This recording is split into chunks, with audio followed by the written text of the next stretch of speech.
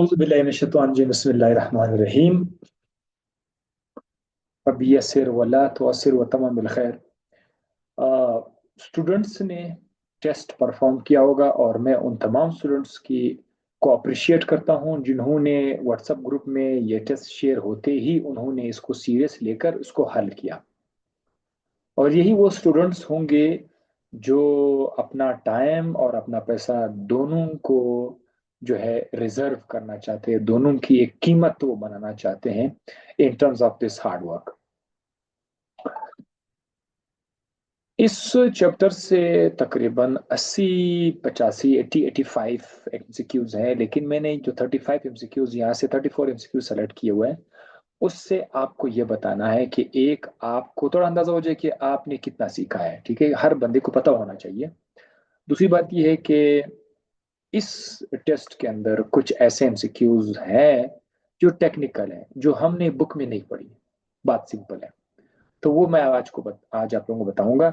उससे क्या होगा कि इंसान का दिमाग एक्सपेंड हो जाएगा, उसके आइडियाज मजीद एक्सपेंड हो जाते हैं, मजीद सीखने को फिर दिल करता है।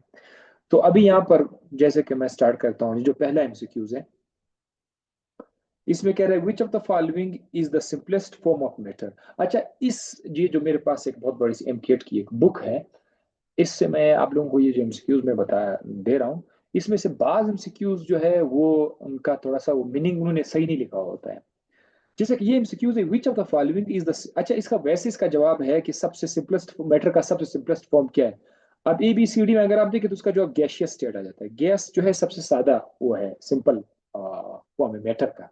आपको पता है कि मैटर क्या चीज है, और मैटर की तीन हालतें हैं, लिक्विड, गैस और सॉलिड, और एक फोर्थ स्टेट है प्लाज्मा।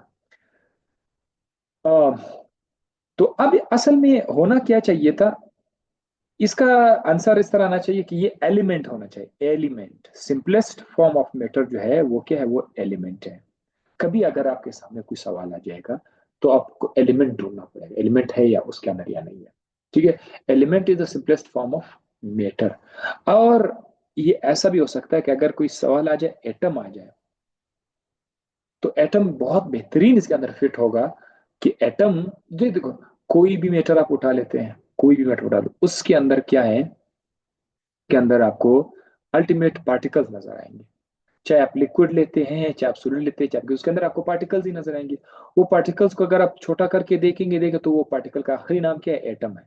अब एटम के अंदर जी बिल्कुल मजीद भी पार्टिकल है, इलेक्ट्रॉन, प्रोटॉन, न्यूट्रॉन। लेकिन एटम पर हम आके रुक जाएंगे कि ये जो इस एलिमेंट का, मैटर का सबसे सिंपलेस्ट फॉर्म है एटम। तो चूंकि यहाँ पर ना एलिमेंट है ना एटम है, लिहाजा हम यहाँ पर सिर्फ गैसियस स्टेट की तरफ आएंगे। वैसे भी इन लिक्विड और सॉलिड के मुकाबले में गैसियस स्टेट जो है ना, ये सबसे सिंपल फॉर्म है। बाकी लिक्विड स्टेट में आप देख सकते हो उसके अंदर कई मुख्तलिफ किस्म के बॉन्डिंग्स हैं, सॉलिड के अंदर भी उसके अंदर कई शेप्स आते हैं, मुख्तलिफ किस्म के शेप्स आते हैं। तो ऐसी कोई सच बात गैस के साथ नहीं है, तो लिहाजा gaseous state is the simplest form of the matter. हाँ हाँ। अब ये देखो, ये बिल्कुल आपकी बुक का है, जिन्होंने चैप्टर पढ़ी है गैसियस, उनको चाहिए कि इसका सवाल का जवाब दे। ये कोई टेक्निकल नहीं है, उनको चाहिए कि जवाब उसका देना चाहिए। Which statement about gases is not correct. Gases के बारे में कौन सा स्टेटमेंट गलत है। अब इसका मतलब ये है कि आल ऑफ द अबव तो उसमें लिखा हुआ नहीं है। इसका मतलब ये है कि चार ऑप्शन है, तीन तो उसमें सही होंगे। ये जरा आप लोग अपने दिमाग, तीन तो सही होंगे, एक गलत होगा। तो गलत को आपने ढूंढना है। अब they spread through out the vessel, वो आप इसको किसी भी डब्बे के अंदर डालोगे तो पूरा का पूरा डब्बा में वो फैल जाते हैं। ये नहीं है कि आपने इस डब्बे के अंदर थोड़ा गैस डाला तो गैस यहाँ पर पड़ा हुआ है, ऐसी बात नहीं है। गैस आप डालोगे ना तो वो फैल जाएगा इधर उधर उधर, मतलब उसको जितना जगह अवेलेबल हो ना, बस उस जगह को ऑक्युपाई कर लेते हैं। तो ये तो करेक्ट स्टेटमेंट है। Pressure is due to collision. हाँ, प्रेशर इसलिए आता है कि पार्टिकल्स दीवार के साथ टकराते हैं। अच्छा, ये दीवार बहुत लाजमी है। पार्टिकल्स आपस में भी टकराते हैं, लेकिन प्रेशर जो है वो असल में दीवार के साथ जो टकराते हैं, ये वेसल का दीवार है, और ये गैस का मॉलिक्यूल है। जब ये मॉलिक्यूल इधर टकराता है, फोर्स लगाता है दीवार पर, तो उससे प्रेशर प्रोड्यूस हो जाता है। क्योंकि प्रेशर का फार्मूला क्या है, फोर्स डिवाइडेड बाई एरिया। अब फोर्स तो पार्टिकल ला रहा है, एरिया कौन दे रहा है, वो जो दीवार है, दीवार उसको एरिया प्रोवाइड कर रहा है। चले ये भी दुरुस्त है, हमने गलत ढूंढना है। There are larger space between the molecules, molecules के दरमियान स्पेस है, बिल्कुल ठीक है, स्पेस भी मालिक्यूल के दरमियान है। मालिक्यूल्स, तो ये भी सही हुआ। Molecules are arranged regularly, molecules बड़े तरतीब से अरेंज, ये गलत है। किसने कहा था कि एक गैस के मॉलिक्यूल के अंदर जो है इस तरह एक मॉलिक्यूल है, उसके बाद दूसरा मॉलिक्यूल है, तीसरा मॉलिक्यूल है, चौथा, पांचवा, मतलब ये है रेगुलर, इस तरह से ये गलत है। गैस के अंदर मॉलिक्यूल्स बेतरतीबी सी तरह फैले हुए हैं। तो ये वाला जो ऑप्शन है ये गैस के बारे में गलत है, और हमसे वो यही मांग रहे कि कौन सा गलत है या कौन सा सही नहीं है। तो ये जो ऑप्शन है डी, ये आपका करेक्ट ऑप्शन है। इसमें वन में जो था उसमें ए आपका सही ऑप्शन था। तमाम के तमाम स्टूडेंट्स इन कीज, इससे कीज खुद बनाकर, आपको देखा कि इसमें ए है, एक पेज ले लो, उसमें आपने देखा कि मैंने कहा वन में ए है, दो में डी है, तो आप लोग लिखते जाए इसको, और फिर अपने साथ कंपेयर करें कि आपके कितने नंबर आए हुए हैं। थर्ड है the movement of gas molecules from a region of high pressure to the vacuum is called. अच्छा, ये जो सवाल है इसके अंदर भी मैंने इस सवाल के अंदर थोड़ी सी मिस्टेक निकाली हुई है। ये इस सवाल के अंदर the movement of gas molecule from a region of high pressure to to vacuum, आपको मैंने डिफ्यूजन के बारे में बताया था। डिफ्यूजन, डिफ्यूजन में ये था कि आप इधर कमरे के इस कोने में आप खड़े हैं, आपके पास कोई परफ्यूम है, वो परफ्यूम आपने इधर स्प्रे कर दिया, तो ये परफ्यूम इस तरह भी फैल रहा है, जा रहा है, इस तरह भी जा रहा है, दूसरे गैस के साथ मिक्स हो रहा है, इस तरह भी जा रहा है, और यहाँ पर भी आ रहा है, हर तरफ जा रहा है। तो परफ्यूम का कमरे के एक कोने से दूसरे कोने की तरफ जाना, जाहिर है परफ्यूम आपके कमरे में पहले से गैस है, जब आप परफ्यूम डालते परफ्यूम भी गैस है, तो एक गैस दूसरे गैस के अंदर मिक्स हो रहा है, तो एक गैस दूसरे गैस के अंदर मिक्स हो रहा है, ये क्या है, डिफ्यूजन है। इस डिफ्यूजन में अगर आप बायोलॉजी वाले साइड पर थोड़े चले जाएं, डिफ्यूजन में भी आपको ऐसा नजर आ जाएगा कि किसी चीज का जो मोमेंट है वो भी हाई कंसंट्रेशन, हाई जो जिसका जिसकी तादाद मिकदार हाई है, उस इलाके से इस तरफ जाएंगे जहां पर लो है, लो कंसंट्रेशन या लो प्रेशर। डिफ्यूजन, डिफ्यूजन का इस तरह का डेफिनेशन है। मिक्सिंग इसमें हो रही थी केमिस्ट्री में, अगर आप देखेंगे ना, तो ये जो मिक्सिंग हो रही है, आप एक गैस को दूसरे गैस के साथ मिक्स कर दें, एक ही डब्बे के अंदर वो मिक्स हो रहा है, तो ये था डिफ्यूजन, और मैंने आपको डिफ्यूजन पढ़ाया है।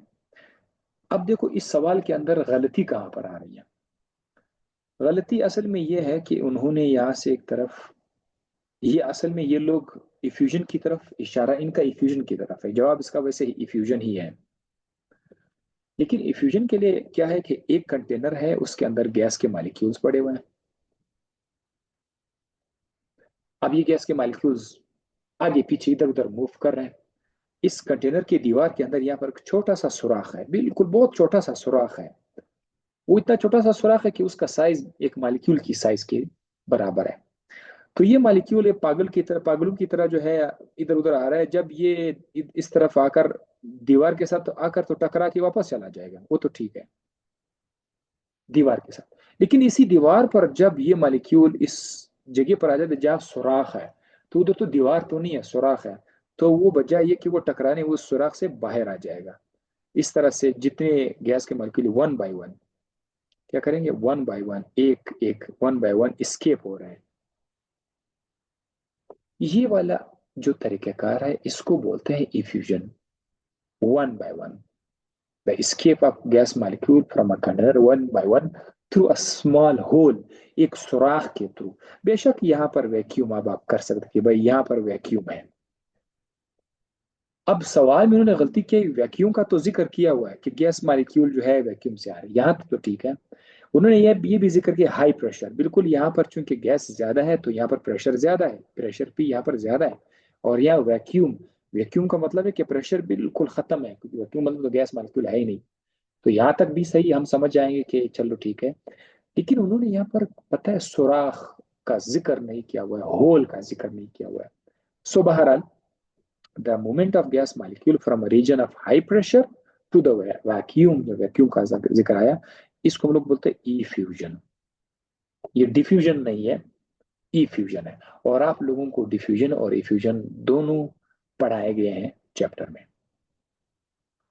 चलिए, ये तो हो गया आपका 3 एमसीक्यूज। अब हम आ जाते हैं 4 से लेकर all gases can be compressed bye.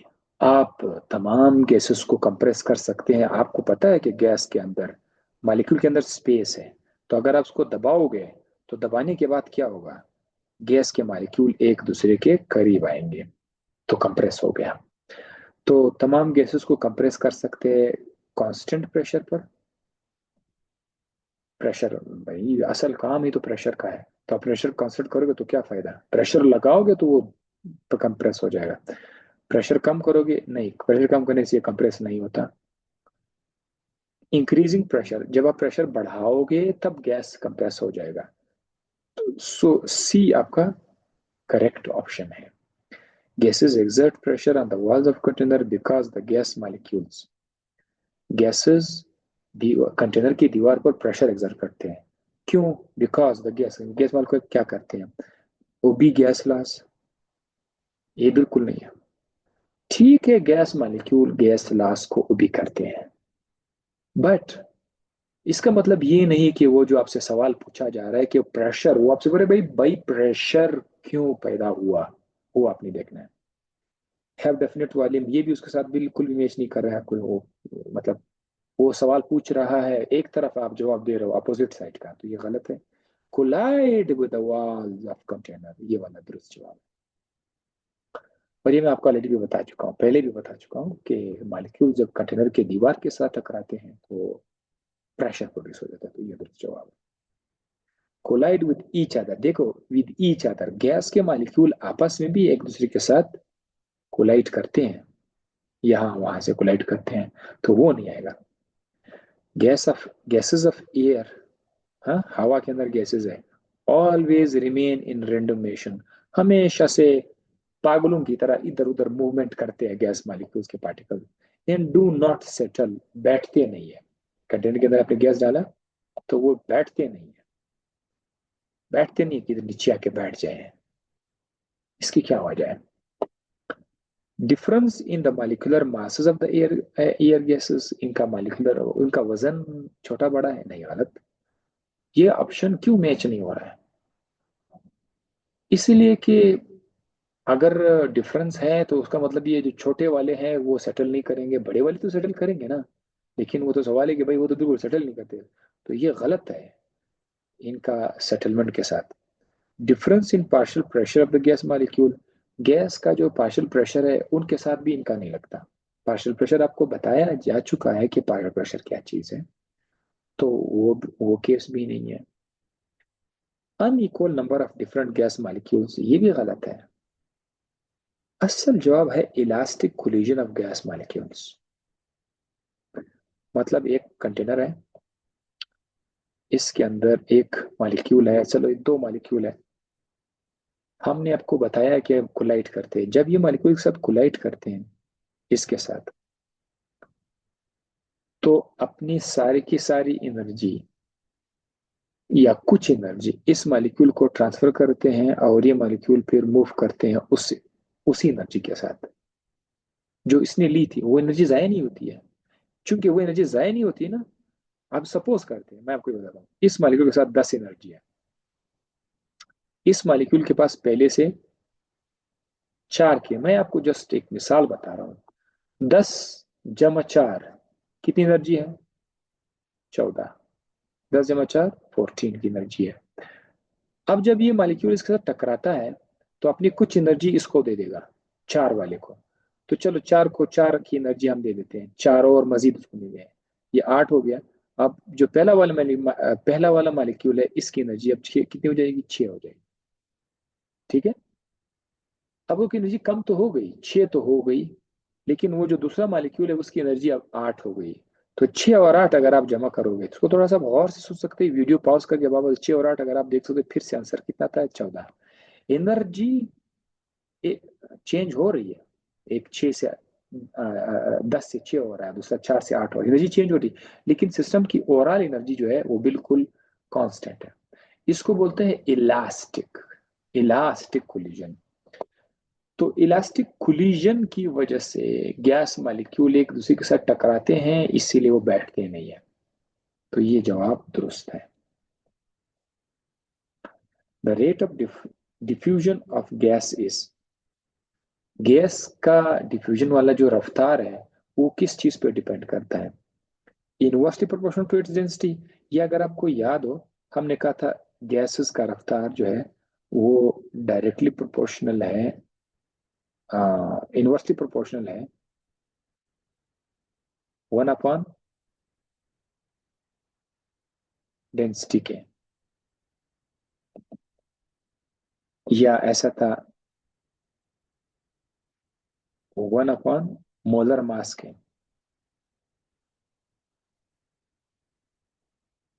इस तरह से था मोलर मास। जिस गैस का डेंसिटी ज्यादा है, भारी है, उसका रफ्तार स्लो होता है। ये हमने पढ़ा था Graham's law of diffusion diffusion में। तो rate of diffusion of gas is inversely proportional to its density. ये सही है, लेकिन पता है इनवर्सली क्यों? इनवर्स तक तो सही है, लेकिन स्क्वायर उन्हें शो नहीं किया हुआ है। ठीक है, स्क्वायर का लफ्ज उन्हें शो नहीं किया हुआ है। Inversely proportional to the square root of its molecular mass, ये सही है, बाकी गलत है। ये किताबी एमसीक्यूज है, इसमें कोई टेक्निकलिटी नहीं है। ठीक है, सो बिल्कुल जैसे आपने लेक्चर देखे होंगे वहां से आपको याद था कि भाई रेट ऑफ डिफ्यूजन दो चीजों का मोहताज है, डेंसिटी और मास का, और दोनों में रिलेशन क्या, इनवर्स रिलेशन है। तो ये वाला सही है, आपका बी सही है। ये वाला ए क्यों गलत है? Inversely proportional to its density. ये अगर ये लोग लिखते inversely proportional to the square root of density, सिर्फ स्क्वायर रूट वाला डाल दे, फिर सही होता। In gases and liquids temperature is the measure of, gases और लिक्विड में temperature is the measure of what? Translational average translational kinetic energy. ये भी किताबी वाला, किताब का डेफिनेशन है। किताब का डेफिनेशन मतलब ये कि मैंने आपको वीडियोस में ये समझाया हुआ है। तीन तरह के स्टेट्स हैं, लिक्विड है, गैस है और सॉलिड है। सॉलिड के अंदर जो पार्टिकल्स है वो खाली आगे पीछे हो जाते हैं, उसको बोलते हैं वाइब्रेशनल, आगे पीछे हो रहा है। लेकिन जो लिक्विड और गैसेस हैं उसमें मूवमेंट ज्यादा है। इसमें दो तो बहुत मशहूर है, एक है ट्रांसलेशनल, ट्रांजिशनल, एक मॉलिक्यूल एक जगह से दूसरी जगह मूव कर रहा है, this is called what? Translational. पूरा मॉलिक्यूल एक जगह छोड़कर दूसरी तरफ जा रहा है। और दूसरा है रोटेशनल, मॉलिक्यूल अपनी ही एक्सिस पे घूम रहा है। तो ये सारी की सारी एनर्जीज है कि नहीं है? सॉलिड के अंदर जो टेम्परेचर होगा, सॉलिड के अंदर हम जब टेम्परेचर नापते हैं तो वो जो टेम्परेचर होगा वो वाइब्रेशनल एनर्जी से लिंक होगा। दोबारा बताता हूँ, सॉलिड के अंदर कौन सी एनर्जी है? Only vibrational energy. और टेम्परेचर की बात अगर हम करते हैं कि भाई फलाना सॉलिड का टेम्परेचर इतना है, तो टेम्परेचर टी और काइनेटिक एनर्जी के दरमियान क्या ताल्लुक है? टेम्परेचर टी और काइनेटिक एनर्जी के दरमियान क्या ताल्लुक है? तो वो ये है कि आप किसी चीज का टेम्परेचर बढ़ाते हैं, उसकी काइनेटिक एनर्जी बढ़ जाती है। टेम्परेचर बढ़ाया आपने, उसकी काइनेटिक एनर्जी बढ़ गई। तो सॉलिड में, लिक्विड में और गैस में थोड़ा एहतियात करना पड़ता है। जब सॉलिड की बात आती है तो हम बोलेंगे कि भाई सॉलिड में जो टेम्परेचर है वो किस चीज के ऊपर बेस्ड है? Average vibrational kinetic energy. Kinetic energy, कोई भी चीज मूव कर रहा है तो उसकी मूवमेंट को एनर्जी बोलते हैं, काइनेटिक एनर्जी बोलते हैं। आप भाग रहे हैं तो आपके अंदर काइनेटिक एनर्जी, आपने बल्ले से गेंद को मारा, बॉल जा रहा है तो उसके पास काइनेटिक एनर्जी है, तो मूवमेंट में, गाड़ी जा रही है तो वो भी मूवमेंट है। सो यहाँ पर है काइनेटिक एनर्जी। तो टेम्परेचर और काइनेटिक एनर्जी के दरमियान ताल्लुक आपको मैंने बता दिया। अब जरा जाए कि गैस और लिक्विड में temperature is the measure of average translational kinetic energy ये दुरुस्त है, एवरेज वाइब्रेशनल काइनेटिक एनर्जी ये गलत है। अगर हमसे सॉलिड पूछा जा रहा होता तो फिर हम लोग इस ऑप्शन को क्लिक कर लेते, तो ये आप लोग याद रखिएगा। Average rotational kinetic energy of the molecules, नहीं नहीं नहीं, ये रोटेशनल तो है लेकिन वो नहीं है। सो दुरुस्त जवाब इसका ये है, in solids the temperature is the measure of. अच्छा अब देखो, अब ये आ गया, सॉलिड के अंदर टेम्परेचर किस चीज से हम नापते हैं, सवाल आ गया ना आखिर। रोटेशनल काइनेटिक एनर्जी नहीं भाई, सॉलिड के अंदर रोटेशन नहीं है। ट्रांसलेशनल नहीं भाई, सॉलिड के अंदर ट्रांसलेशनल मोशन नहीं है कि एक पार्टिकल एक जगह छोटे से तरफ जा रहा है। वाइब्रेशनल काइनेटिक एनर्जी, ये दुरुस्त जवाब है, तो सी दुरुस्त है। यहाँ तक भी जो सवालात मैं आपको बता रहा हूँ ये सारे के सारे किताब वाले हैं जो मैंने वीडियोस में एक्सप्लेन किए हुए हैं, और मैं गारंटी देता हूँ कि ये चीजें मेरे वीडियो लेक्चर्स में एक्सप्लेन हो चुके हैं। Cooling happens under the Joule Thomson effect due to sudden, ये भी किताबी एमसीक्यूज है कि ठंडापन पैदा हो जाता है जोल थॉमसन इफेक्ट में due to sudden, sudden what, sudden collision. इस तरह के एमसीक्यूज को मैं बोलता हूं फुल किताबी, फुल डेफिनेशन।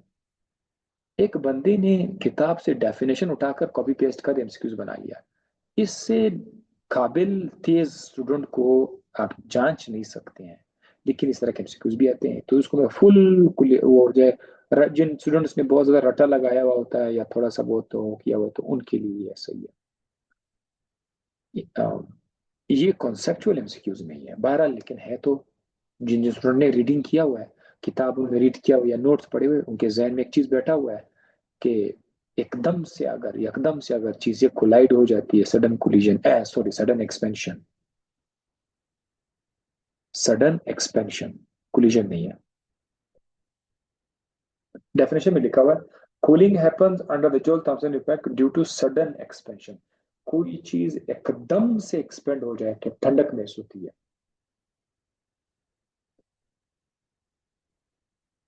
तो यहाँ पर आपको एक्सपेंशन ढूंढना पड़ेगा, कंट्रैक्शन नहीं है, एक्सपेंशन यहाँ पर आ गया, ठीक है, एब्जॉर्प्शन नहीं आ रहा था बनने, तो expansion. Gases shows uniform behaviour toward there, ये तो मैंने व्हाइट बोर्ड पर जैसे डेफिनेशन लिखा हुआ था उसी तरह का आया है कि गैसेस यूनिफॉर्म बिहेवियर दिखाता है टुवर्ड्स व्हिच एक्सटर्नल कंडीशंस।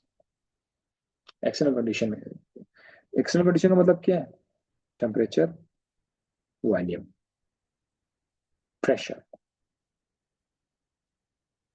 अब यूनिफॉर्म बिहेवियर का मतलब क्या है, आपने एक गैस का वॉल्यूम इतना रखा हुआ है, आप इसका टेम्परेचर बढ़ाओ तो वॉल्यूम बढ़ जाएगा, आप इसका टेम्परेचर कम कर दो तो वॉल्यूम कम हो जाएगा। चार्ल्स ला, आप किसी गैस का प्रेशर P ज्यादा करो तो वॉल्यूम इसका कम हो जाएगा। कोई भी गैस आप उठाओ तो ऐसा होता है। तो गैसेस एक यूनिफॉर्म बिहेवियर शो करता है, किसके लिए, एक्सटर्नल कंडीशन की। यूनिफॉर्म बिहेवियर का मतलब ये भी हुआ कि ऐसा नहीं है कि एक गैस है, उसका प्रेशर ज्यादा करने से वॉल्यूम कम हो रहा है, लेकिन आपको एक और गैस मिला, उसका प्रेशर आपने ज्यादा किया तो उसका वॉल्यूम भी ज्यादा हो गया। इसका मतलब ये कि ये non uniform behaviour, uniform behaviour का मतलब यही है कि हर गैस यही फॉलो करता है, प्रेशर बढ़ाया तो वॉल्यूम कम होगा, बात खत्म, प्रेशर बढ़ाया तो वॉल्यूम खत्म है, कोई भी गैस आप बताओ। सो हर गैस चूंकि ऐसा करता है तो बोलते हैं कि गैसेस यूनिफॉर्म बिहेवियर शो करते हैं। Liquids are less common than, अब इसको मैंने बिल्कुल कांटा लगाया हुआ है कि liquids are less common, common than, किस चीज से वो लेस कॉमन है, तो इसका वैसे जवाब जो है वो गैसेस से आ जाते हैं, ठीक है, इसका ऑप्शन।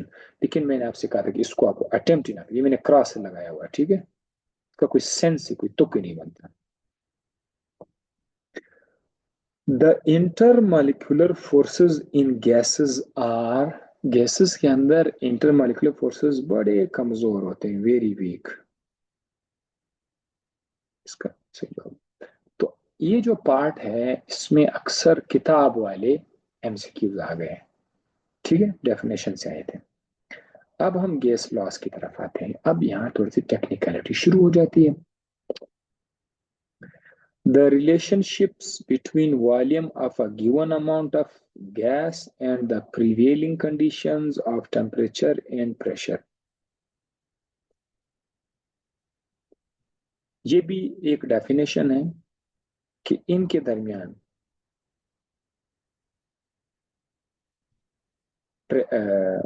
टेम्परेचर, प्रेशर, टेम्परेचर,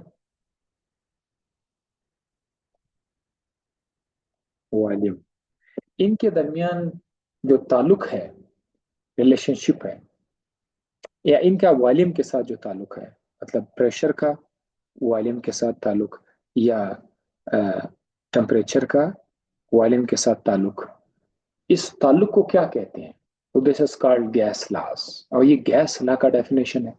अगर आपसे पूछे, कोई पूछे, हाँ भाई, what is gas law, what is gas, what are gas laws, तो आपका डेफिनेशन क्या होगा कि ये ताल्लुक है किसी भी गैस के वॉल्यूम और उसके टेम्परेचर और प्रेशर के दरमियान जो ताल्लुक बनता है, उस ताल्लुक को बोलते हैं गैस लॉस।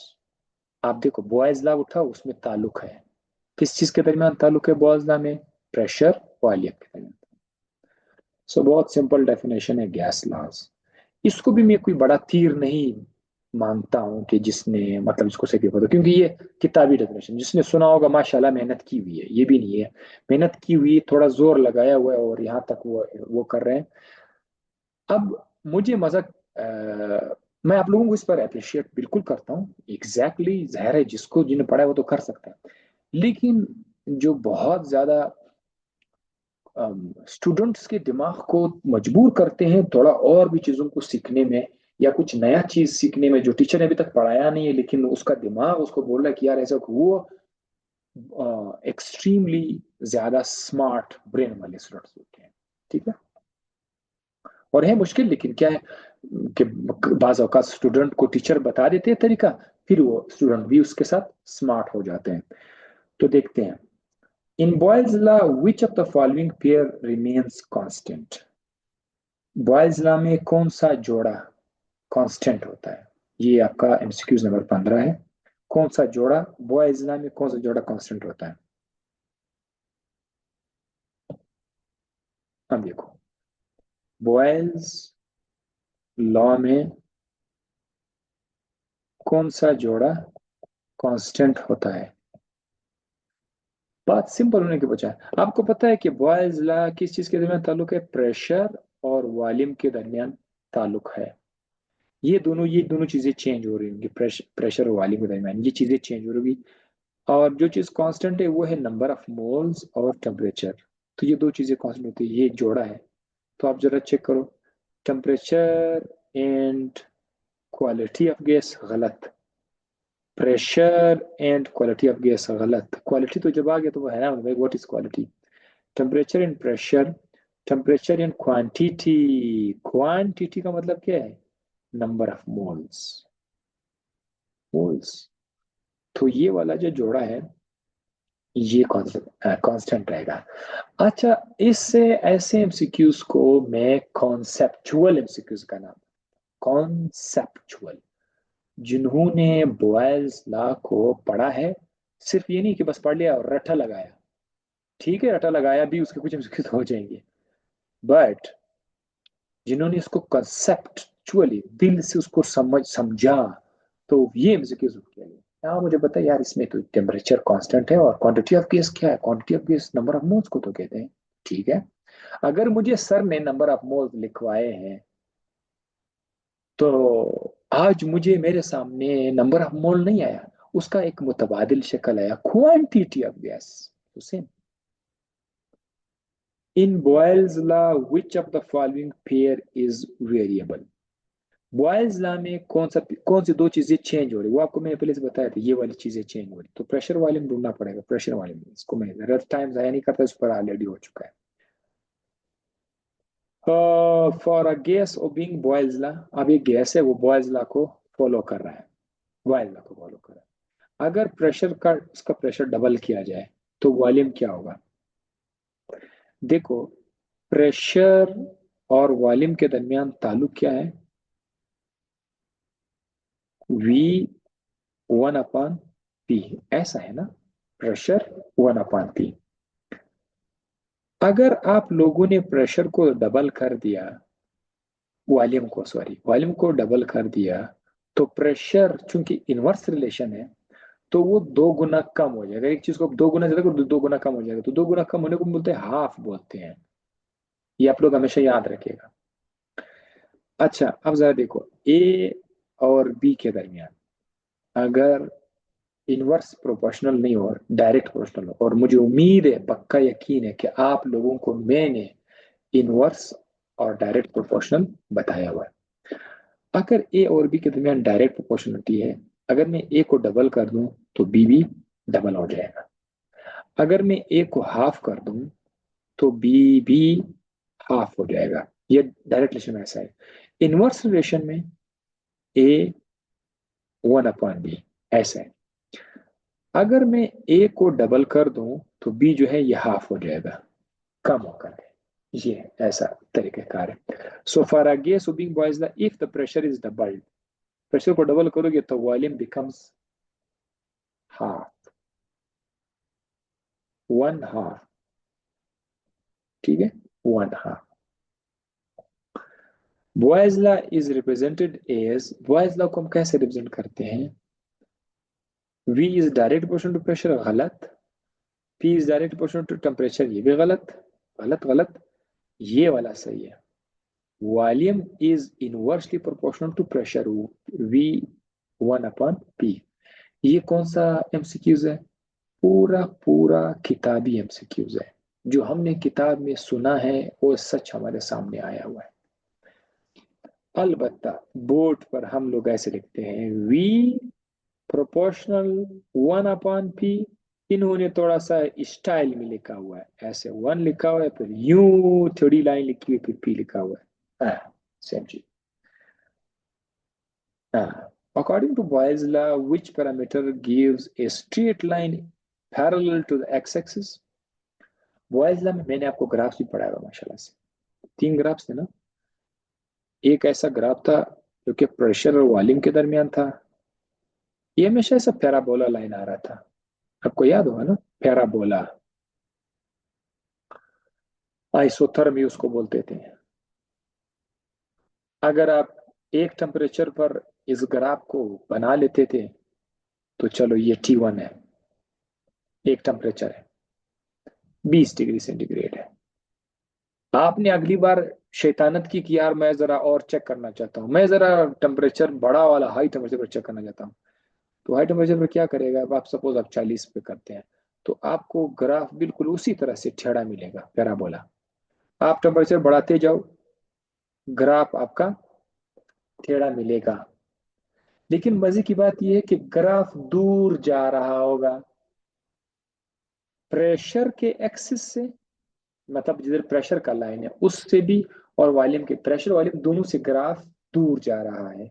ये आप लोग अपने कान के अंदर रख दे कि when a graph is plotted between pressure or volume, then the graph line, the curve moves away from both x axis, ये वाला x axis है, और y axis से आगे जाएगा। तो कहता है बॉयज लॉ में कौन सा पैरामीटर स्ट्रेट लाइन देता है पैरेलल टू एक्स एक्सिस? मतलब हमें सीधी सी बात है कि हमें ग्राफ में स्ट्रेट लाइन कब मिलेगा, स्ट्रेट लाइन कब मिलेगा? When we plot a graph between. दरअसल आपसे ये पूछना चाहते हैं कि हमें ग्राफ मिलेगा, ऐसा ग्राफ हमें कब मिलेगा कि जिसमें हमें एक स्ट्रेट लाइन मिल जाए, सीधी लाइन, ये देखो ऐसा है, ये सीधी लाइन, और ये बिल्कुल एक्स एक्सिस के साथ क्या है, पैरेलल है। जिस तरह एक्स एक्सिस है उसी तरह से ये लाइन भी है। तो ये आपको याद है जब हमने ग्राफ बनाया था प्रेशर और पीवी के दरमियान, पीवी प्रोडक्ट ऑफ पीवी, या अगर आप इन दो चीजों के दरमियान ग्राफ खींचोगे ना तो आपको एक सीधी लाइन मिल जाएगी। वो सीधी लाइन जो है वो एक्स एक्सिस के साथ पैरेलल होगी। ठीक है। सो अब जरा चेक कर ले कि आपको पी एंड पीवी कहाँ पे नजर आ रहा है। ये वाला है।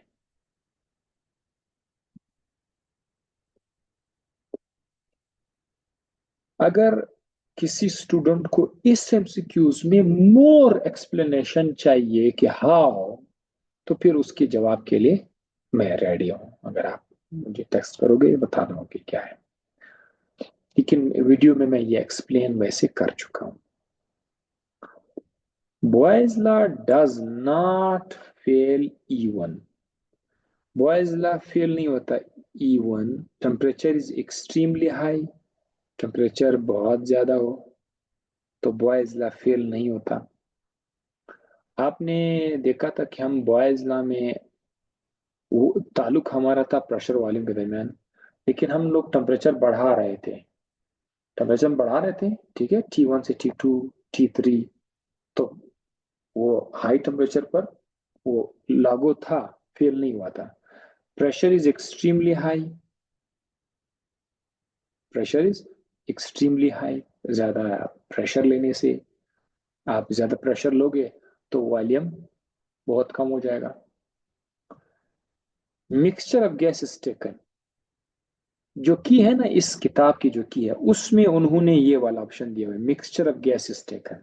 आप मुख्तलिफ किस्म के गैस लोगे, ये तो बिल्कुल सही है, इसमें कोई शक ही नहीं है। Mixture of gases is taken, आप मुख्तलिफ तरह के गैसेस लो तो फिर भी वो बॉयज, हम लोग बॉयज के लिए एक गैस लेते, एक गैस लिया, उस पर बॉयज चेक किया कि आया हुआ कि नहीं।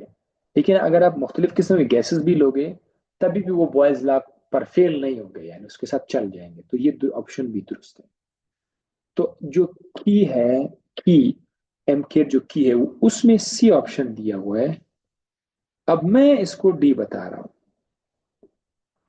ठीक है, मैं इसको डी बता रहा हूं कि इसमें टेम्परेचर, हाई टेम्परेचर पर भी, प्रेशर पर भी, और मिक्सचर तो वैसे भी उससे सब हम सब इत्फाक करते हैं। लेकिन यहाँ पर जो एमकेट की सब मैं देखता हूँ कि जो एक्सट्रीमली का लफ्ज उन्होंने यहाँ पे दिया हुआ है, इससे कंफ्यूजन है। अच्छा, एक्सट्रीमली हाई मतलब बहुत बहुत ज्यादा हाई प्रेशर होगा, हाई टेम्परेचर होगा, बहुत बहुत ज्यादा हाई प्रेशर होगा, तो चांसेस है कि फिर वो बॉयज लॉ को लागू ना करे, तो only mixture of gases taken पर वो लागू कर लेते हैं। सो इन हाउ मैं एक्सट्रीम को निगलेक्ट कर रहा हूँ, लफ्ज एक्सट्रीम को, कि भाई हाई टेम्परेचर हाई प्रेशर पर और मिक्सचर ऑफ गैसेस अगर आप लोगे तो ऑल ऑफ द अबव में जो है ये फेल नहीं होगा, फॉलो करेगा। फिर भी अगर इसके अंदर कोई भी इंप्रूवमेंट आई तो हम आपके साथ जरूर शेयर करेंगे, लेकिन ये आइडिया है। ठीक है, ये पहला ऑप्शन मैंने आपके साथ एक्सप्लेन भी किया कि कैसे हाई टेम्परेचर पर जो है वो फेल हो जाए। फेल नहीं होता क्योंकि ग्राफ हमने बनाया तो था T1 T2 T3, उस हिसाब से देखा जाए तो ज्यादा टेम्परेचर पर वो फेल नहीं होता। Graph between pressure and 1/V at, अच्छा ये जो अभी जो एमसीक्यूज आ रहे हैं, ये वाले, ये टेक्निकल एमसीक्यूज था, डज नॉट फेल ये वाला था मैं आपके साथ जो बोला था, टेक्निकल एमसीक्यू। ठीक है, और ये बॉयज दैट रिप्रेजेंटेड, ये वाला नहीं, जो 2 गुना था ना, 4 गुना 2 गुना जो चीज कम हुआ था वो भी टेक्निकल था। चले आगे। Graph between pressure and 1/V at constant temperature and number of moles of gas meets the, ये भी एक ग्राफ था। हमने कहा था कि अगर आप एक ग्राफ बनाओगे, 1/V को एक्स एक्सिस पे रख लेते हैं और प्रेशर को, सॉरी, प्रेशर को वाई एक्सिस पे रख लेते हैं। जी हाँ, इस तरह से था। इस तरह के केस में जो ग्राफ था वो भी स्ट्रेट लाइन था। माशाल्लाह से 3 तरह के ग्राफ हमने देखे थे बॉयज लॉ में। पैराबोलिक ना, कर्व पैराग्राफ, वो था पी वी के दरमियान था। दूसरा ग्राफ था प्रेशर वॉल्यूम और पी के दरमियान था, जो स्ट्रेट लाइन था, एक्स एक्स के साथ था। ये तीसरा ग्राफ है, ये प्रेशर और 1/V यानी वॉल्यूम की इनवर्स के साथ। ठीक है, ये 0 है, ये 100 है, सपोज करते हैं। 1/v अगर 100 पर आ जाए ना, 1/v अगर 100 पर आ जाए, इसका मतलब ये है कि वॉल्यूम बहुत ही 0 है। ठीक है, 1/v अगर 100 पर आ जाए। लेकिन अगर 1/v 0 पर आ जाए, 1/v की इसकी वैल्यू है ना 0 से लेकर आप 100 तक, अगर 1/v 0 पर जाए तो उसका मतलब है वॉल्यूम सबसे ज्यादा है। बस ये बताना था कि वॉल्यूम का जो इनवर्स होगा 1/v और पी के दरमियान जो ताल्लुक है, इसको थोड़ा मजीद समझाने के लिए मैं आपको थोड़ा वापस पुराने वाले ग्राफ था। पुराने वाला ग्राफ ये था कि भाई ये प्रेशर है, ये वॉल्यूम है। ग्राफ खींचोगे तो टेढ़ी सी लाइन मिलेगी। क्यों भाई? खैर, प्रेशर और वॉल्यूम के दरमियान ताल्लुक इनवर्स है। क्या है? ताल्लुक इनवर्स है, प्रेशर और वॉल्यूम। अगर मैं वॉल्यूम को उल्टा कर दूं, ये जो वॉल्यूम के सामने है ना, वॉल्यूम अगर मैं उल्टा कर दूं, तो पहले ये प्रेशर के साथ इन दोनों का अपोजिट सिम था ना। प्रेशर अगर अगर पी बढ़ रहा था तो वॉल्यूम कम हो रहा था।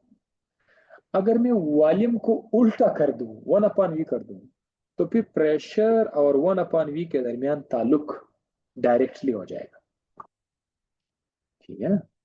तो डायरेक्टली हो जाएगा। इस केस में अगर आप पी को बढ़ाओगे तो 1/v की वैल्यू भी बढ़ती जाएगी।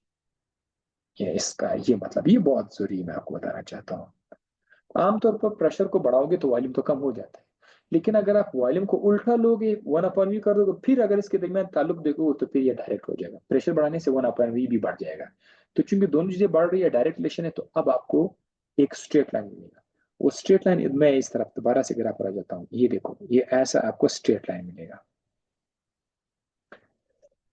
लेकिन ये स्ट्रेट लाइन ना एक्स एक्सिस के साथ पैरेलल होगा ना वाई एक्सिस। ये बिल्कुल मीट करेगा, कहां पर मीट करेगा? ये 0 पर है। इस 0 को बोलते हैं ओरिजिन। ये जो इलाका आप देख रहे हैं, दिस इज कॉल्ड ओरिजिन। तो ये ओरिजिन पे मीट करेगा।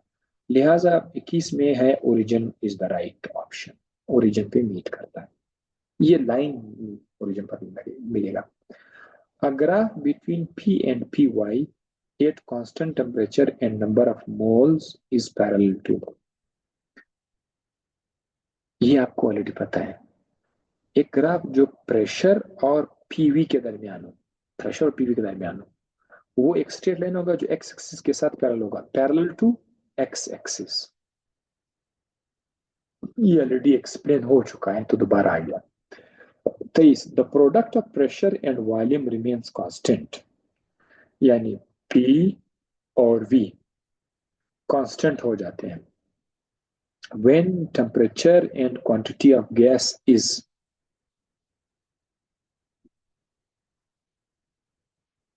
क्या हो जब पीवी, ये असल में आपको ये बताना चाहता है कि बॉयज लॉ में आपने क्या पढ़ा था। बॉयज लॉ में, बॉयज लॉ में आपने क्या पढ़ा था?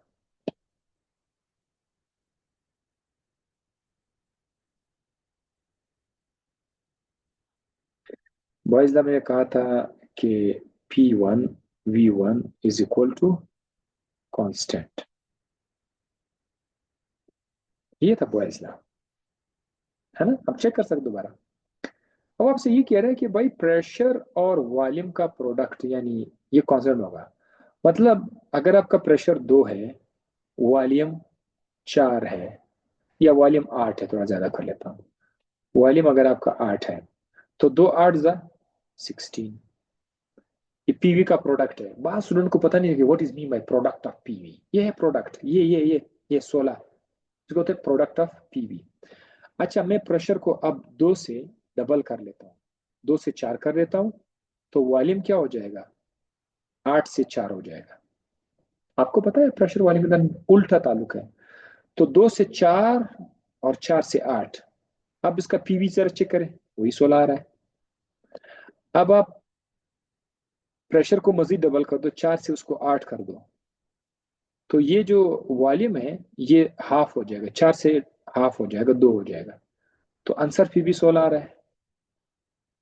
आप लोग शैतानत कर रहे हैं, शैतानी कर रहे हैं, आप लोग प्रेशर चेंज कर रहे हैं, आप लोग प्रेशर चेंज कर रहे हैं, प्रेशर के चेंज होने से वॉल्यूम चेंज हो रहा है, लेकिन दोनों का जो वैल्यू है वो कांस्टेंट आ रहा है। दैट इज हम लोग बोलते हैं product of P V is always constant.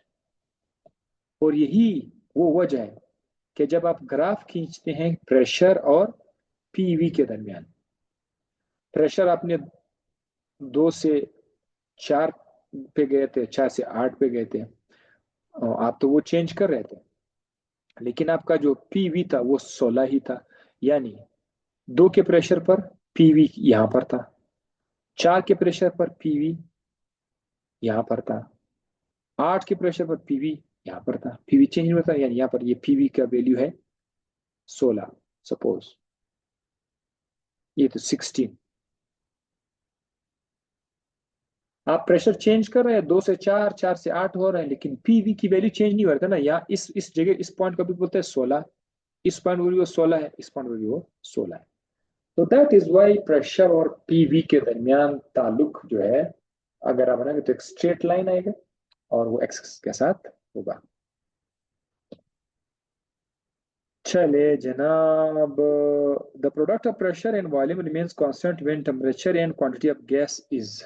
अब जाहिर है ये कब होगा, जब टेम्परेचर कांस्टेंट रहेगा, नंबर ऑफ मोल्स भी कांस्टेंट होने चाहिए। ये बॉयज लॉ की तरफ इशारा है, तो ये दोनों कांस्टेंट होने चाहिए। टेम्परेचर एंड क्वांटिटी, ये नंबर ऑफ मोल्स, ये दोनों कांस्टेंट होने चाहिए, केप्ट कांस्टेंट। बॉयज लॉ तो तभी बॉयज लॉ होगा जब टेम्परेचर कांस्टेंट होगा। अगर आपने टेम्परेचर को चेंज किया तो फिर ये बॉयज लॉ नहीं है। नंबर ऑफ मोल्स आमतौर पर हमने अपनी वीडियो में शो नहीं करते हैं, लेकिन हम वहां पर वीडियो में फिक्स्ड क्वांटिटी बोलते हैं। फिक्स्ड क्वांटिटी का मतलब ये है कि जनाब आप समझो कि नंबर ऑफ मोल्स हमने कांस्टेंट कर रखा हुआ है। The ratio of volume to temperature on Kelvin scale is constant according to the ratio of volume temperature. Volume और टेम्परेचर के दरमियान जो रेशो है, V1/T1 को बराबर होना चाहिए V2/T2 के। ऐसा होना चाहिए, रेशो बराबर होना चाहिए। लेकिन जब हमने इन वैल्यूज को, ये टॉपिक मैंने बहुत लंबा खींचा था वीडियो लेक्चर्स में, बहुत लंबा करके भी मैंने बताया था, क्योंकि इसमें एक्सप्रेशन बहुत ज्यादा था। जब हमने देखा था कि यार हमने वैल्यूज, टेम्परेचर की जो वैल्यू है, ये वाला जो टेम्परेचर है, इसकी वैल्यू हमने ली थी सेंटीग्रेड में, सेंटीग्रेड में हमने ली थी। और जब हम लोग सेंटीग्रेड में लेते थे तो कमाल है, V1/T1 बिल्कुल भी बराबर नहीं होता था, इक्वल नहीं होता था V2/T2 के।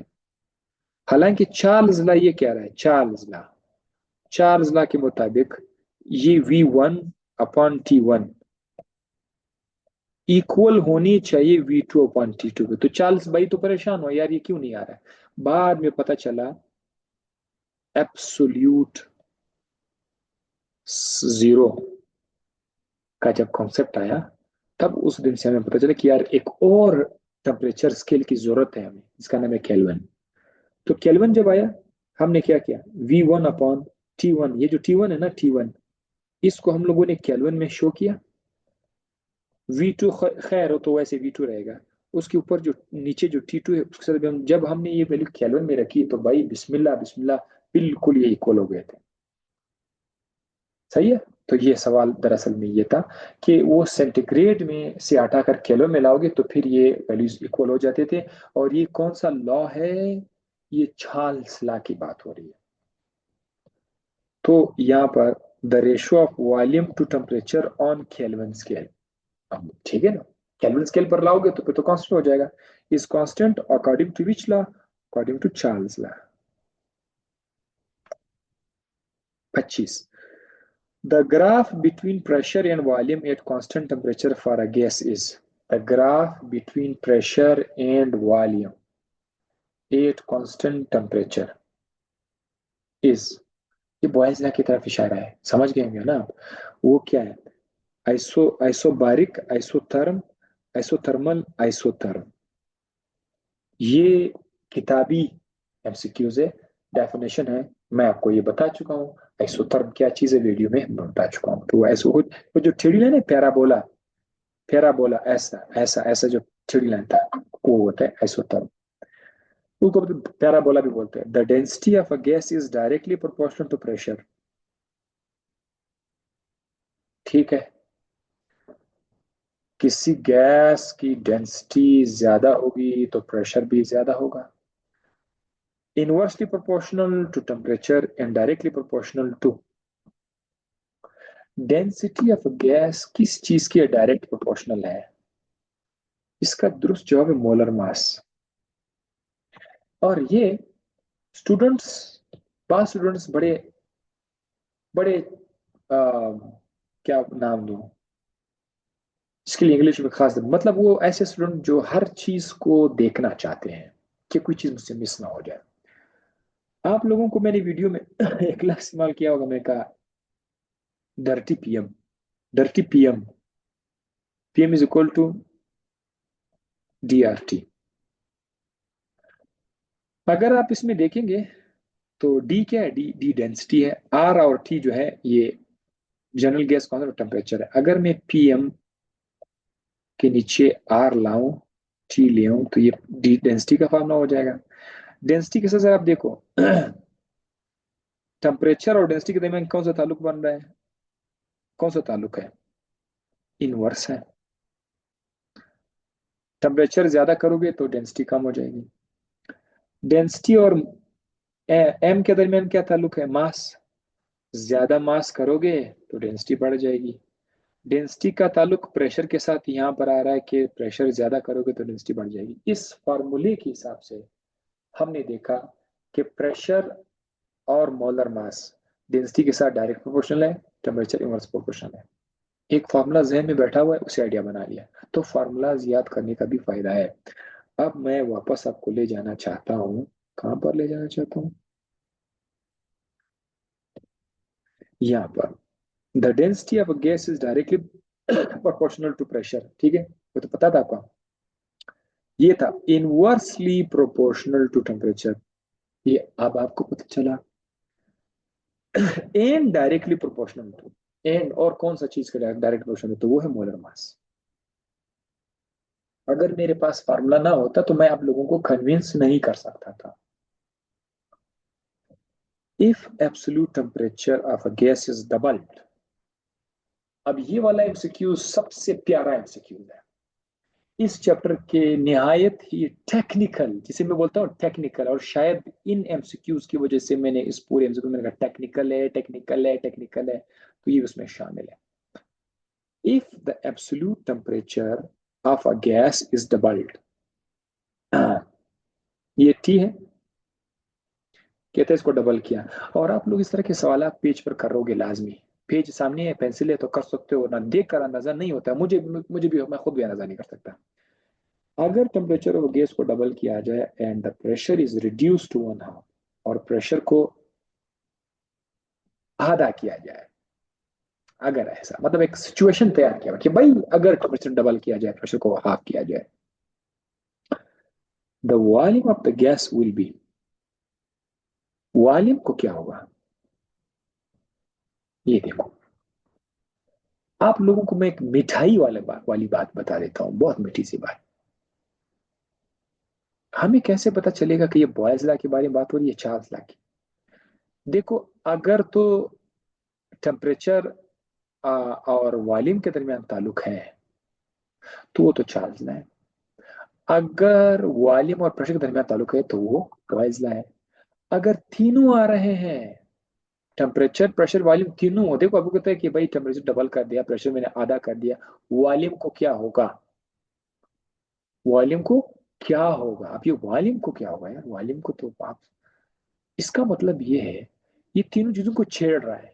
तो आपको बताया गया था general gas equation, P V is equal to, इधर लिख लेता हूं, P V is equal to N R T. P V is equal to N R T, ये बहुत प्यारा इक्वेशन है। इसमें ताल्लुक temperature, number of moles, volume और प्रेशर, इन सब के दरमियान ताल्लुक है। एक बात ये, अब अगर मैं एन आर टी को इस तरह लिखूं, PV is equal to N R T, जरा उधर आ जाते हैं। उन्होंने क्या कहा था सवाल में? उन्होंने कहा था कि अगर हमने प्रेशर को, क्या कहा था उन्होंने, मैं जरा सा बोल गया। उन्होंने कहा था कि अगर हम टेम्परेचर को डबल करते हैं, प्रेशर को हाफ करते हैं, टेम्परेचर को डबल करते हैं, प्रेशर को हाफ करते हैं। ये देखो, मैंने प्रेशर की जगह 1/2 लिखा, टेम्परेचर की जगह मैंने 2 लिखा। एक काम करते हैं, इस इक्वेशन में आर खुद एक कांस्टेंट है, आर कांस्टेंट है, नंबर ऑफ मोल्स हम और आपने फिक्स किया हुआ है तो वो भी कांस्टेंट हुआ। अगर मैं इन कांस्टेंट्स को यहां से दफा कर दूं, निकाल दूं, तो ये बनेगा P V directly proportional to temperature, ऐसा कुछ बनेगा जब आप वो हटा देते हैं। इस इक्वेशन को देकर अब हम एक अंदाजा लगाएंगे, या आप ऐसा कर सकते हैं कि P V is equal to temperature. ये बड़ा अच्छा होगा ऐसा करोगे तो। अब देखो आपको अंदाजा हो जाएगा। प्रेशर को हमने क्या कर दिया, हाफ कर दिया हुआ है। प्रेशर की जगह मैं 1/2 लिख लेता हूँ। वॉल्यूम को वैसे ही छोड़ देता हूँ क्योंकि वो क्वेश्चन मार्क है तो चेक करना है। टेम्परेचर कितना है, 2 गुना है, तो टेम्परेचर ठीक की जगह मैं सिर्फ 2 लिख रहा हूँ। ठीक है, कितना आसान है। टेम्परेचर की जगह 2 लिखा तो डबल कर दिया, प्रेशर की जगह 1/2 लिख दिया, हाफ कर दिया। अब जरा देखो इक्वेशन में लेफ्ट साइड राइट साइड के बराबर होना चाहिए कि नहीं। तो आप 1/2 के साथ 1/2 के साथ आप ऐसा क्या चीज, क्या क्या नंबर मल्टीप्लाई करोगे कि इसका जवाब 2 आ जाए। और से सोचो तो सही, 1/2 के साथ क्या चीज मल्टीप्लाई करोगे आंसर जो, तो आप सब बोलेंगे सर सर सर सर इधर 4 लगा दो। तो अगर इधर 4 लगाऊंगा तो आगे 2 आएगा। तो ये जो बीच में वी है, वी वॉल्यूम, अगर मैं 1/2 कर दूं, वॉल्यूम को 4 कर दूं, तब जाकर ये 2 के बराबर हो जाएगा। इसका मतलब ये कि वॉल्यूम जो है 4 गुना बढ़ जाएगा, 4 गुना बढ़ जाएगा अगर आपने प्रेशर को हाफ किया, टेम्परेचर को 2 गुना डबल कर दिया। वैसे टेम्परेचर को बढ़ाने से वॉल्यूम बढ़ जाता है, ये हमने कहाँ पे पढ़ा था, चार्ल्स लॉ में। तो यहाँ पर आप क्या कर रहे हैं, आप टेम्परेचर को डबल कर रहे हैं, ठीक है। तो इस हिसाब से तो वॉल्यूम को 2 गुना बढ़ना चाहिए, तो आप गलत हो जाओगे। लेकिन ये वाला जब आप करोगे इस तरह, ये तरीकाकार अगर आप अख्तियार करोगे जनरल गैस क्वेश्चन जिसमें तीन चीजों को किया हुआ है, तब आप गलत नहीं हो जाओगे। आपका आंसर 2 गुना के बजाय आमतौर पर बोलोगे 2 गुना बढ़ जाएगा, लेकिन ये 4 गुना होगा। ठीक है, 4 गुना हो जाएगा इसका जवाब। ये देखो, इंक्रीज 4 टाइम, ये दुरुस्त जवाब है, बाकी गलत है। आई होप आप साथ साथ कर रहे होंगे ना। 24 में ए है, 25 में सी है, इसको मैं कर लेता हूँ, 26 में बी है, 27 में डी है। 27 तक हो गया। अब मैं चलता हूँ 27, 28 से 34 की तरफ। क्या बताना, absolute temperature of a gas is proportional to, absolute temperature of a gas is proportional to, मैं सही नजर भी नहीं आ रहा, लाइट लगा लेता हूँ मैं। अच्छा,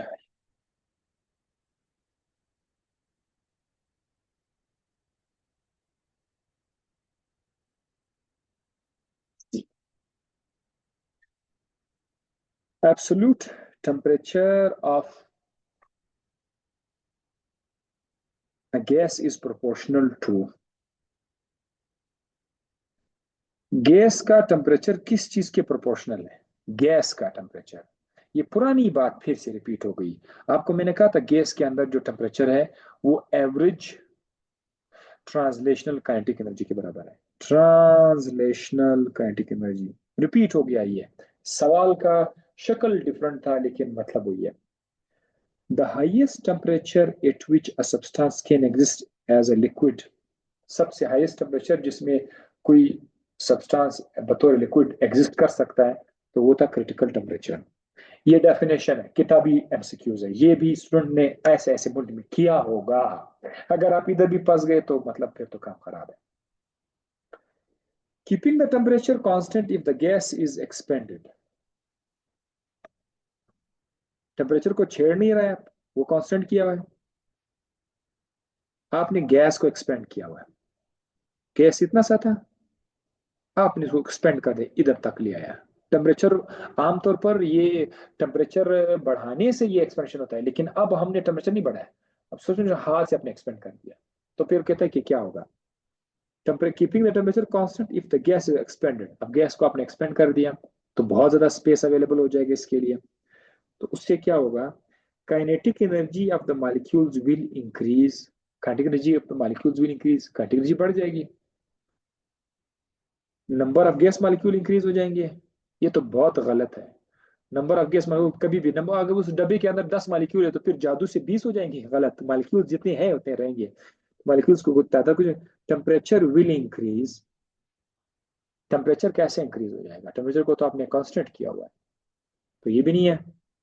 प्रेशर विल डिक्रीज, हाँ प्रेशर कम हो जाएगा अगर आपने वॉल्यूम, टेम्परेचर को चेंज नहीं करे, वॉल्यूम को आपने बढ़ा दिया, तो वॉल्यूम को बढ़ाने से टेम्परेचर आपने कांस्टेंट कर दिया हुआ है, प्रेशर क्या हो जाएगा, प्रेशर कम हो जाएगा वॉल्यूम बढ़ाने से। कौन सा ताल्लुक है, बॉयज ला। मेरे प्यारे स्टूडेंट्स, ये वो डिफरेंस है एफएससी और एमडीकेट के। मैं बार बार अपने स्टूडेंट को बताता हूँ, एफएससी के स्टूडेंट को बॉयज ला सिर्फ पढ़ाया जाता है, हाँ भाई क्या है इसमें प्रेशर और वॉल्यूम के दरमियान इनवर्स प्रोपोर्शन है, प्रेशर बढ़ाया वॉल्यूम कम हो गया, बात खत्म, चलो आगे, या ग्राफ थोड़ा समझा दिया। लेकिन ये जो सवाल है, इस तरह के सवाल, ये एक ही चीज को मुख्तलिफ एंगल से हमें पढ़ाया जा रहा है, ये ऐसा क्यों है, ऐसा क्यों, ठीक है।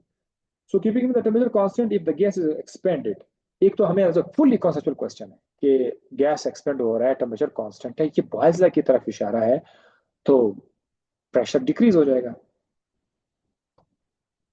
At constant temperature when pressure of the gas is plotted against volume. अब देखो टेम्परेचर को फिर कांस्टेंट किया हुआ है, चेंज नहीं हो रहा है, pressure of gas is plotted against volume, यानी प्रेशर और वॉल्यूम के दरमियान, प्रेशर और वॉल्यूम के दरमियान ग्राफ बनाया जा रहा है। The curve, the curve, curve क्या होगा, कर्व स्ट्रेट लाइन होगा। अब स्टूडेंट को समझ आ रहा है कि ये तो मैंने पढ़ा है, प्रेशर वॉल्यूम के दरमियान ताल्लुक तो टेढ़ा है, स्ट्रेट लाइन इधर है ही नहीं। पैराबोलिक, सर ने मुझे पैराबोलिक नहीं पढ़ाया, वो तो आइसोथर्म था, लेकिन असल में वो आइसोथर्म जो था उसका नाम था, लेकिन टेढ़ा होने को पैराबोलिक बोलते हैं, तो correct answer is parabolic, straight line नहीं है। Straight line parallel to pressure axis, ये आपको धोखा देगा, straight line parallel pressure axis ये नहीं है। A gas is heated in such a way that its volume and absolute temperature both doubled. Gas को हीट किया, इसका वॉल्यूम और टेम्परेचर, वॉल्यूम भी डबल हो गया, टेम्परेचर भी डबल हो गया, इसको गर्म किया गया। The pressure of the gas, अब प्रेशर को क्या होगा, देखो फिर से उन्होंने तीनों चीजों को छेड़ दिया है। कहता है कि वॉल्यूम डबल कर दिया हम लोगों ने, टेम्परेचर भी डबल हो गया, तो बताओ प्रेशर के साथ क्या होगा। वॉल्यूम और टेम्परेचर के दरमियान उन्होंने ताल्लुक बनाया हुआ कि वॉल्यूम डबल कर दिया हम लोगों ने, टेम्परेचर भी डबल हो गया, टेम्परेचर डबल करने से वॉल्यूम भी डबल हो गया। गर्म इस तरह से किया कि वॉल्यूम और एब्सोल्यूट टेम्परेचर दोनों डबल हो गए। The pressure of the gas, pressure of the gas क्या हो जाएगा, remain same, becomes 2 times, become 4 times, becomes half। देखो अगर तो वो आपसे कहे सवाल में कि भाई अगर हम टेम्परेचर को, प्रेशर को कांस्टेंट कर रहे और वॉल्यूम को बल कर दे, डबल कर दे, तो फिर अगर आप छेड़छाड़ नहीं करोगे तो आपको जाना पड़ेगा PV is equal to N R T की तरफ, आपको जाना पड़ेगा PV is equal to N R T की तरफ। इसमें आपने किस किस चीज को डबल कर दिया, आपने प्रेशर को डबल कर दिया और टेम्परेचर को डबल कर, तो इसको मैं जरा P V is equal to T लिख लेता हूं इस तरह से। आपने प्रेशर को डबल कर दिया, ऐसा ही था ना, किस किस चीज को डबल किया था, आपने वॉल्यूम और टेम्परेचर को डबल किया था, आपने वॉल्यूम को डबल किया था आपने टेम्परेचर को भी डबल किया। सही है। अब जरा देखो, अब जरा इसमें आपसे गौर करो। इक्वेशन के राइट साइड पर क्या है? दो लगा हुआ है। इक्वेशन के लेफ्ट साइड पर क्या लगा हुआ है? दो लगा हुआ है। तो प्रेशर को आप ऐसा क्या नंबर देंगे कि इसका जवाब दो ही आ जाए? तो अगर आप इसको जीरो कर दोगे, सॉरी वन कर दोगे, इसको डबल नहीं करोगे, तब जाकर ये आंसर आपका आगे जाकर टू आ जाएगा। सो इसका मतलब ये कि प्रेशर चेंज नहीं होगा। अगर आपने टेम्परेचर डबल कर दिया, वॉल्यूम भी उसके साथ डबल हो गया, तो इस फार्मूले के हिसाब से हमें यह बताया जा रहा है कि आपका प्रेशर अब सेम रहेगा। या दूसरी तरफ से जब आपको अंदाजा हो गया कि यार वॉल्यूम डबल हो रहा है, उससे टेम्परेचर भी डबल हो रहा है, तो इसका मतलब ये भी तो हो सकता है कि ये चार्ल्स लॉ है। और चार्ल्स लॉ में चूंकि प्रेशर को कांस्टेंट किया हुआ है, तब आप खुशी खुशी बोलो कि अच्छा ठीक है, अब मैं इस बात को मानता हूँ कि चार्ल्स लॉ की तरफ इशारा है, क्योंकि आपने जनरल गैस इक्वेशन को भी लगा कर आपने चेक कर कि PV is equal to T में आपने चेक कर रहे हो, फिर भी आप खुश हो गए, yes now I can say it's Charles law, तो प्रेशर रिमेन्स कांस्टेंट। ये डी इसका दुरुस्त जवाब है। If the number of gas molecules are doubled, gas के मॉलिक्यूल्स पहले चार थे, अब मैंने आठ कर दिए, आठ कर दिए इन सर्टेन वॉल्यूम, मतलब कोई भी वॉल्यूम है, कोई खास वॉल्यूम या तो फिक्स कर दे, कोई खास फिक्स वॉल्यूम या इसको मैंने कांस्टेंट कर दिया हुआ है। द प्रेशर इज, प्रेशर को क्या होगा? याद रखिएगा कि number of moles directly proportional to pressure के। मैं आपको सबूत दे सकता हूं उसका। अगर आप नंबर ऑफ मोल्स को डबल करोगे तो प्रेशर भी डबल हो जाएगा, बात खत्म। ये बात मुझे कैसे अंदाजा हुआ? क्योंकि P V is equal to N R T में आप देखो ये जो प्रेशर है पी, ई निशान एन, पी और एन आपस में डायरेक्टली प्रोपोर्शनल आ रहा है इस हिसाब से। अगर बाकी का कांस्टेंट करोगे तो सिंपल है, एन को ज्यादा करोगे, डबल करोगे तो प्रेशर भी बढ़ जाएगा। At same temperature, which substance has high kinetic energy? At same temperature, conceptual question है। कहते हैं कि अगर इनमें से कौन सी चीजों की काइनेटिक एनर्जी सबसे ज्यादा होगी? अलबत्ता टेम्परेचर सबका सेम है। लिक्विड वाटर है, इसका भी 30 डिग्री सेंटीग्रेड है। नाइट्रोजन गैस है, इसका भी 30 डिग्री सेंटीग्रेड है। सॉलिड आयरन है, उसका भी 30 डिग्री सेंटीग्रेड है। अल्कोहल है, इन सब का टेम्परेचर 30 डिग्री सेंटीग्रेड है सबका। लेकिन इनमें किसके अंदर काइनेटिक एनर्जी ज्यादा होगी? तो काइनेटिक एनर्जी मोशन के साथ है, तो जरा चेक करो किस स्टेट के अंदर मॉलिक्यूल बहुत शौक होते हैं, इधर उधर भाग रहे होते हैं। तो वो है gas. So nitrogen gas in a container, इसके अंदर काइनेटिक एनर्जी सबसे ज्यादा होगी। तो अल्हम्दुलिल्लाह ये टेस्ट यहाँ तक डिस्कशन हो गई। मुझे उम्मीद है कि जो एनर्जी मैंने इस पर खर्च की, इस टेस्ट पर डिस्कशन आपके साथ की, आई होप कि इससे आपको फायदा मिला हो और आपने इस टेस्ट को पहले परफॉर्म किया भी होगा। अगर कोई स्टूडेंट हलवा के तौर पर इस्तेमाल करते हैं कि मैं टेस्ट खुद नहीं कर सकता, मैं डिस्कशन करता हूँ, डिस्कशन उसको समझ भी आ जाएगी, अच्छा माशाल्लाह मुझे समझ आ गया, बिलीव मी, वो कल टेस्ट के सामने आ जाएगा, वो कुछ भी नहीं हो, क्योंकि उसने अपने दिमाग को इस्तेमाल नहीं किया, सिर्फ मुझे बोलते हुए तो देख लिया, अच्छा अच्छा ठीक है मैं समझ गया समझ गया। जब तक आप इस खोपड़ी को तंग नहीं करोगे, प्रेशराइज नहीं करोगे खुद से चीजों को सॉल्व करने का, आगे आपको कुछ भी नहीं मिलेगा। So thank you very much. See you again in the next test, inshallah.